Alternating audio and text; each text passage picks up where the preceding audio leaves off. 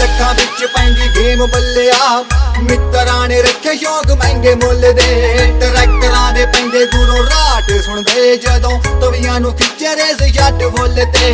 ਲੱਖਾਂ ਲੱਖਾਂ ਵਿੱਚ ਪੈਂਦੀ ਗੇਮ ਬੱਲਿਆ ਮਿੱਤਰਾਂ ਨੇ ਰੱਖੇ ਸ਼ੌਕ ਮਹਿੰਗੇ ਮੁੱਲ ਦੇ